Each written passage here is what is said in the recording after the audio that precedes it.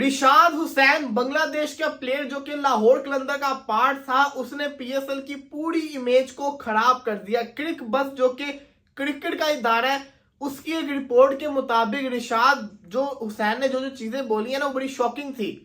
बकौल रिशाद हुसैन के जो फॉरेन प्लेयर्स थे, वो चाहते थे पाकिस्तान को एज सून एज पॉसिबल छोड़ के जाना। पीसीबी चाहती थी कि किसी तरीके से कराची के अंदर पूरी की पूरी पीएसएल हो जाए, लेकिन फॉरेन प्लेयर्स की फैमिली उनको इतनी कॉल्स कर रही थी, उन्होंने ये कह दिया कि डैरल मिचेल्स जो कि न्यूजीलैंड का प्लेयर है, रिशाद कहते हैं कि डैरल मिचेल्स ने ये बोला कि अब मैं कभी पाकिस्तान में नहीं जाऊंगा जब तक ये वाले हालात रहेंगे। इसी के साथ साथ टॉम करन जो कि इंग्लैंड का प्लेयर है, रिशाद कहते हैं कि ना वो एयरपोर्ट गया, जब उसको पता चला एयरपोर्ट बंद हो गया, वो बच्चों की तरह रोने लग गया। हमने उसको समझाया, हमने उसको जिसको कहते हैं ना मनाने की कोशिश की। कहते हैं कि Tom Curran went to the airport but heard that the airport was closed. Then he started crying like a little child that it took 2 or 3 people to handle him. ये वो बातें कर रहे हैं। इसी के साथ साथ उन्होंने ये कहा कि पीसीबी के जो चेयरमैन थे, वो चाहते थे कि हम जिसको कहते हैं ना कराची में मैचेस खेलें, लेकिन फॉरेन प्लेयर्स चाहते थे कि दुबई के अंदर मैचेस हो। इसी के साथ साथ कहते हैं सैम बिलिंग्स, डैरल मिचेल, कुशल परेरा, डेविड वीसे, टॉम करन, हम सब के सब डरे हुए थे। ये वो बातें कह रहे हैं, और इसके अंदर उन्होंने सिर्फ और सिर्फ लाहौर कलंदर के प्लेयर्स को मेंशन किया है।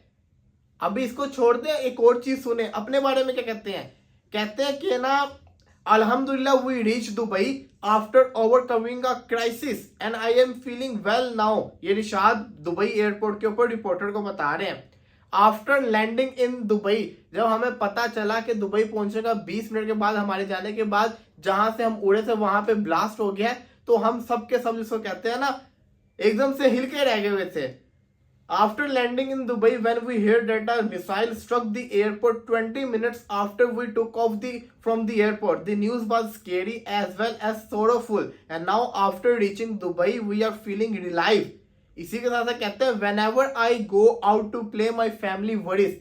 चले देखिए, समझ आती है कि एक दो मुल्कों में जंग चल रही हो तो उनके जो बेचारे बाहर के लोग होते हैं, उनके घर वालों का डरना बिल्कुल बनता है कि वो उनका पार्ट है, उनका फैमिली मेंबर है। यहां तक रिशाद की बात सही है कि उसकी फैमिली डरी हुई थी, इसमें कोई शक नहीं है। मिसाइल आए थे पाकिस्तान के अंदर, डर उनका बनता था, लेकिन जो उन्होंने बातें की है ना, ये ऐसे पब्लिकली नहीं करनी चाहिए थी।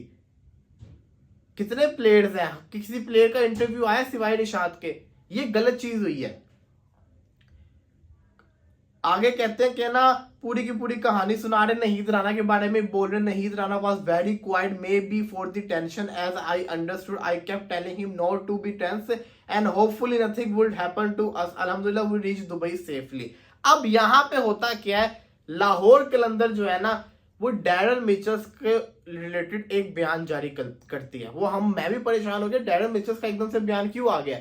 वो इसी वजह से आया था कि रिशाद ने ये चीज कही है, तो उन्होंने डैरल मिचेल्स का एक बयान डाल दिया कि डैरल मिचेल्स कहता है कि मैं इंडिया और पाकिस्तान में क्रिकेट बड़ी खेलता हूँ, पीएसएल और आईपीएल के अंदर मैं दोबारा जल्दी से वापस आना चाहूंगा। इससे रिलेटेड बयान था। यहां पे मैं चाहता हूं लाहौर कलंदर की फ्रेंचाइज से, क्योंकि ये सारा का सारा काम खराब किया लाहौर कलंदर की फ्रेंचाइज ने। इनके फॉरेन प्लेयर्स से रिलेटेड खबरें आ रही हैं।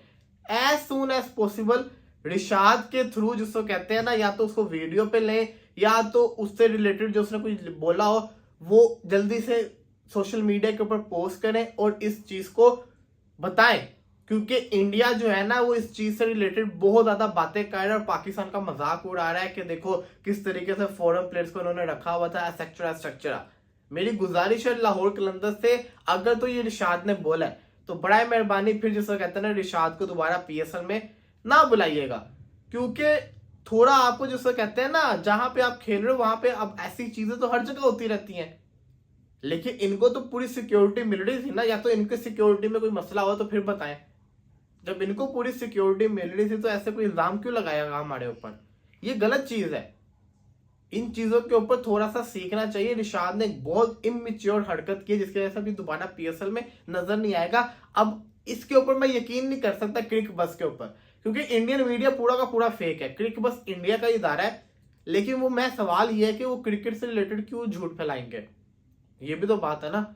तो कहीं ना कहीं तो बात सही भी होगी, और काफी सारे पाकिस्तानी भी ये बात कह रहे हैं कि रिशाद ने ये बोला है, तो इसलिए मान लेते हैं अगर उसने बोला है तो फिर लाहौर कलंदर को इसके ऊपर एक्शन लेना चाहिए और पीएसएल की एज सून एज पॉसिबल अगर तो ऐसी कहानी है तो फिर पीएसएल के प्लेयर मुझे नहीं लगता कि पाकिस्तान में आके फिलहाल जैसा कहते हैं ना खेलेंगे, वो दुबई के अंदर ही खेलना पसंद करेंगे। ये भी एक चीज मैटर करती है।